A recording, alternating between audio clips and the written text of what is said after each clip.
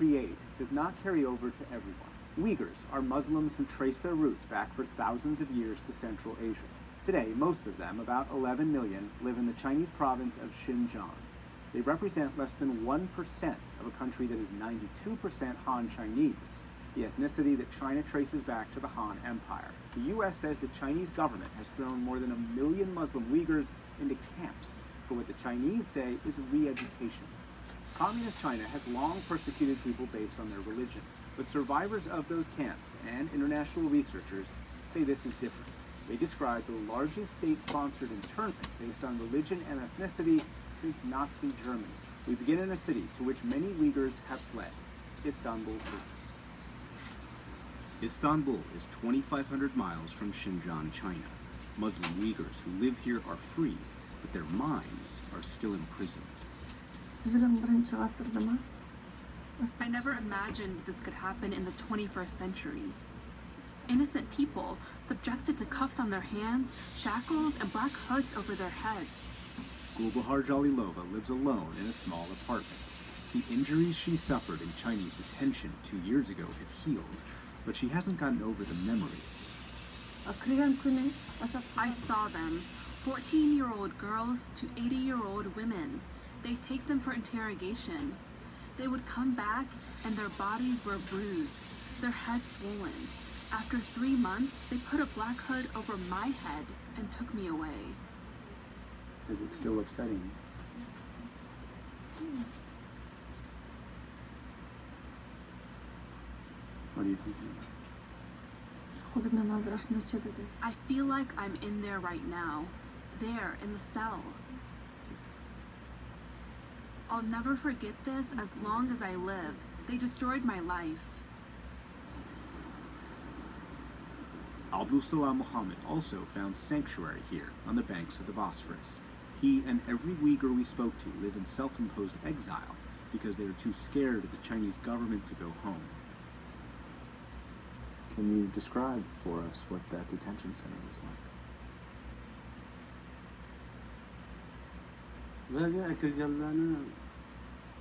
They brought everyone in there because they called us suspicious. There is unimaginable oppression inside. Every day they'd toss us a little bread and water so that we didn't die. And every day they would interrogate 15 or 20 of us with unbearable brutality. We are a people who've lost their freedom. We became their target because we'd studied religion, because we had influence in our society. They locked us up in jail. Then, after taking us to a camp, they'd tell us that we hadn't done anything wrong, that they were just educating us. The Chinese say they are re-educating Uyghurs by teaching them Chinese and vocational skills. This is state media video. The detainees we interviewed and international researchers call it staged and scripted, a facade that hides what's really happening. As seen in the only video that exists of a camp under construction, the entrance has an iron gate, the windows have bars, and the cells look like jails. And in this drone video the U.S. believes is authentic, prisoners in blue with shaved heads are kept blindfolded and are led away, one police officer per prisoner. Muhammad says what the Chinese call schools for re-education are actually prisons for brainwashing. The 10 hours of class they would teach one day were the exact same hours they'd teach the next. The goal was to change our minds, our faith, our beliefs. It was a plot to force us to renounce our religion.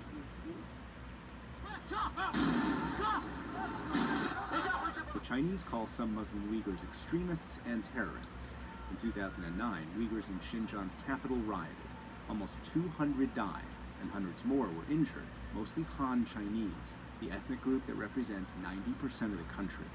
Uighur militants affiliated with Al-Qaeda took credit for this 2013 attack in Tiananmen Square that killed 2 people. And China blames male and female Uighur militants for this 2014 knife attack that killed more than 30. Those attacks are claimed by Uyghurs who call Xinjiang East Turkestan, which self-declared independence in the early 20th century. China says it's administered Xinjiang since 60 BC, and Foreign Minister Wang Yi says China is fighting separatists. The education and training centers are schools that help the people free themselves from the influence of extremism and terrorism and acquire professional skills. The centers are anything but horrific concentration camps. Anything but.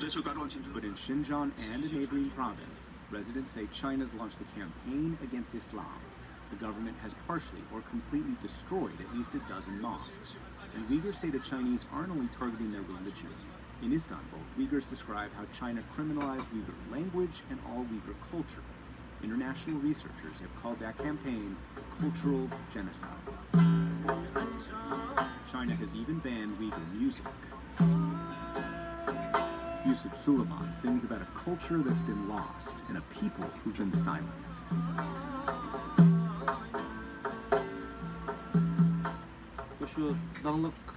They're disappearing our famous artists, composers, and songwriters before anyone else. They're disappearing our intellectuals. They've burned what they wanted to burn and scrubbed what they wanted to scrub.